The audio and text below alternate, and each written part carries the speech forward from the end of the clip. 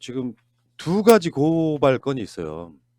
하나는 추미애 장관하고 이 이성윤 서울중앙지검장이 고발당한 사건.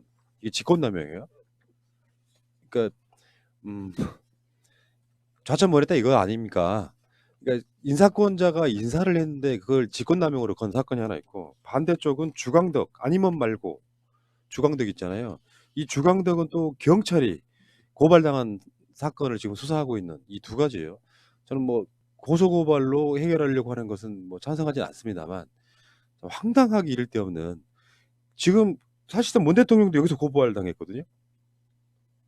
그러면 인사권자나 정무적 판단은 앞으로의 모든 상황은 다 고발할 수 있는 거야. 그러니까 추미애 장관에 대해서 고발을 한 주체하고 주광덕 의원을 고발한 주체가 다르죠. 그러니까 추미애 장관을 고발한 건 한국당, 자유한국당이 고발을 한 거고, 주광덕 의원을 고발한 건 시민단체가 한 거예요.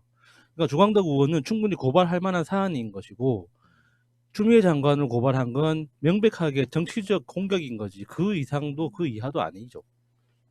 그러니까 자신들의 무능을 그냥 그대로 보여주는 것밖에 없는 거잖아요. 자신들이 정치적으로 진 거예요. 그러면 다른 방법을 생각해야지. 정치적으로 졌다고 해서 법으로 해결하려고 하면 나 못난이라는 그 말밖에 안 되는 거잖아요. 자, 어쨌건 지금 인사 과정의 위법, 편법 논란, 불법이란 말은 없네? 이게 중요해. 보통 우리가 이제 탈법은 불법에 가까운 말이지만, 편법, 이런 거 있잖아요. 이런 것들은 바라보는 관점에 따라 다를 수 있는데, 실제로 인사권자가 과잉 수사 등에 대한 초라한 수사 결과에 대한 문책성 인사를 했다고 하는 게 불법이 될 수 있습니까, 위원장님? 그렇지 않죠. 어. 예, 그거는 인사권자라고 하는 것은 그것을 총체적으로 담보하는 의미거든요. 그러니까 여러 가지 그분 어떤 직책에 대해서 그 역할 성과에 대해서 평가라고 하는 것이 잘했건 못했건 모든 것을 종합적으로 평가한 의미에서의 최종적인 인사라고 하는 것인 거지, 그것을 자기한테 유불리를 따져가지고 이것이 넘어서면 직권남용이고 아니면 직무유기고 이런 식으로 평가하는 것 자체가 상당히 언어도단이죠. 되게 악의적이고 진짜 너무 뭐라 그래야지, 계속. 근데 그러니까 아까 저도 잠깐 얘기를 했지만 문제는 뭐냐면 이걸 배당을 했단 말이에요. 그러니까. 공공수사부에. 네. 누가 봐도 말이 안 되는 거 아닙니까? 그러니까 검찰이 고발건에 대해서 1차적인 판단을 하고 배당을 하는데 이것이 정말 죄가 되는지 안 되는지, 죄가 된다고 보는 거예요. 그러니까 이게 지금 굉장히 악질적인 게, 사실은 사모펀드로 시작된 이 수사가 파도 사실상 별게 안 나오니까 드디어 검찰이 캐비넷에 있던 김태우가 말한 건을 꺼낸 거예요. 그게 유재수 건입니다. 그래서 유재수 관련한 감찰을 조국 장관이, 사실 어떻게 보면요, 감찰을 무마한다거나 하는 것은 어떻게 보면 대가성도 중요하거든요. 그러니까 지금 아까 직권남용 이야기했지만, 직권남용을 법원에서 유죄로 받기가 겁나게 힘들다 그랬잖아요. 요런 것들이랑 좀 연관성이 있다고 보면, 그러니까 별건 수사의 하이라이트가 유재수 건이에요. 그러니까 김태우가 폭로하고 이런 것들을 키입해 두고 있다가 조국 관련한 게 안 나온다. 제목은 많지만 별게 없다. 실제로 조국 장관 자체를 구속할 수도 없는 상황을 갖고 부인의 표창장 위조했다고 청문회 마지막 날 저녁에 걸었던 바로 그 검찰이, 결국에는 조국 장관을 어떻게든지 올가매려고 꺼낸 게 바로 유재수 건이란 말이에요. 이 악질적인 수사라는 거예요. 이게 언론 플레이용인 거예요. 진짜 열받는 게 종편에서 계속 나와서 그러잖아요. 아, 조국 장관은 이런 식으로 무마 수사까지 다 관련되어 있다. 이거 써먹기 너무 좋은 거거든요. 그냥 방송에서 나와서 멋대로 짓거리기에. 근데 지금 그 추미애 장관 이 고발 당한 것도 보니까 수원지검 공공수사부 부장검사 이건령, 이 사람은 과거에도 우병우 밑에서 노무현 대통령 조사했던 특수통이더라고요. 직접 조사한 바 있는, 당시에는 새끼검사였지만. 그리고 나중에 주진우 기자 그 박근혜 대통령 5천 살인 사건 때도 이 사람이 구속영장 청구한 사람이에요. 그러니까 그러니까 얘네들은 본인들이 뭐 정권이나 사람에 따라서 하지 않는다는 약간 객관적인 모습을 보여주고 있지만, 사실은 검사들 자체를 위해서 어떤 민주주의에서 가장 높은 권력을 가지고 있는 그 탑을 쌓고 있는다는 것 말고는 설명이 안 되는 것 같아요. 맞습니다. 그러니까 그래서 무소불위 권력이 되는 거예요. 나쁜 마음을 먹으면 누구도 사지로 몰아넣을 수 있는 게 바로 무서운 그 검찰의 권력이라서 그래서 견제하자고 검경 수사권 조정하고 공수처 설치하고 이러는 거잖아요. 그거로 내가 보기엔 부족해요. 나쁜 악의성을 가지면 지금 현재 이 수사권이나 이런 걸 나누고 공수처가 설치되더라도 검찰은 그 권력을 부릴 수밖에 없어요. 그러니까 직접 수사를 축소한다고 해도 바라보는 관점에 따라서 이게 검찰이 수사할 일인지 경찰이 수사할 일인지 또 애매해요. 세상의 모든 사건을 어떻게 다 그렇게 나눠. 그리고 잘못된 수사나 기소에 대해서 책임을 지지 않기 때문에 그 말이지. 이 사람들은 그러니까. 강혜영 위원장님 말씀하신 대로 향후 6개월 동안 더 발악할 것이다. 그게 발악할 만한 거예요. 왜냐하면 내가 여기서 죽을 힘을 다해서 다 난리를 쳐서 뒤집어 놓아도 나는 여기서 검찰복 벗고 나가도 먹고 살 만한 길이 있거든. 그러니까 대표적으로 김웅 같은 케이스가 그런 거라고 생각하거든요.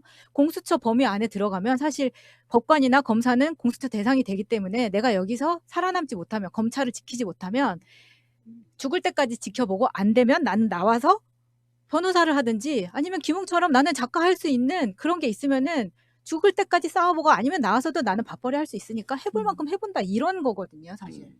이런 것도 있어요. 약간 또라이들도 있어. 솔직히 말하면은. 그러니까 이게 어떤 조직이나 가면은 꼭 튀고 이러면서 뭔가 좀 자기가 돋보이려고 하는 캐릭터들이 분명히 있긴 있다고 봅니다. 그건 뭐 진짜 중요한 문제는 아닌 것 같고요. 검사 2,000명 넘는 사람 중에 3명이 사의를 표했어. 검찰을 엄청나게 동요하고 있지 지금. 어? 그러니까 그런 방식으로 바라보는 건 좀 우습고요. 어쨌건 지금 이 추미애 장관과 문재인 대통령에 대한 고발장 내고 막 이러는 과정이 요걸 저는 아사리판이라고 설명하고 싶거든요. 모든 인사권이나 정무적 판단 등에 대해서 조국 장관도 그렇게 털어버리는 거고 지금 유재석관 뭐 그러면서 대통령까지도 현재 대통령까지도 고발하는 상황.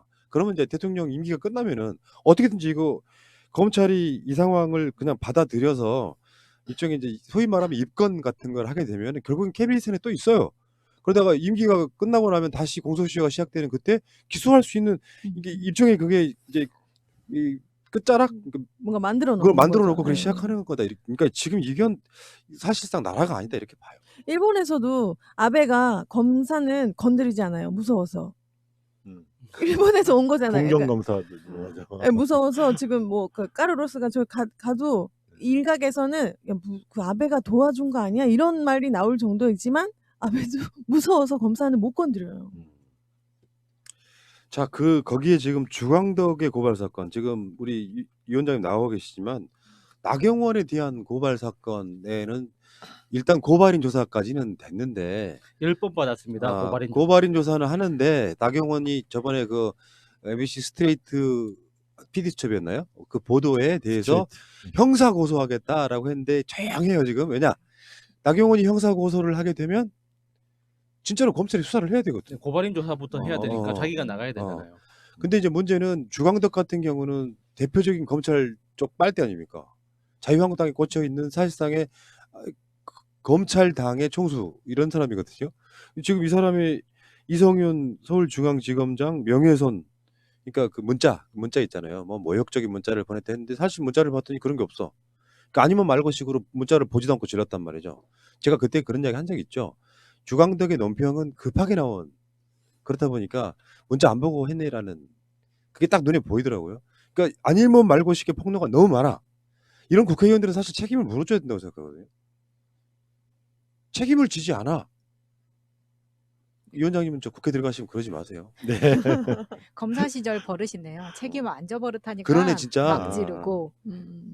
그게 당연한 줄 아는 거죠. 이제. 근데 정말 정치인들이 고소 고발하는 거 부끄럽게 생각해야 돼요.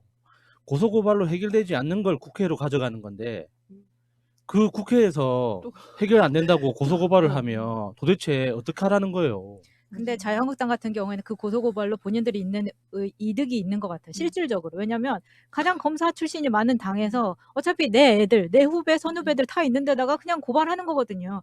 야, 이건영 같은 애한테 배당해. 이런 말 못하겠어. 지들끼리는 별말 다 하겠지. 옛날에 그 정치 깡패 용팔이라고 있었어요. 그렇죠. 알죠. 네. 용팔이 유명했지. 정치인들이 하다가 대화하다가 말 안 되면 이제 애들이 불러요.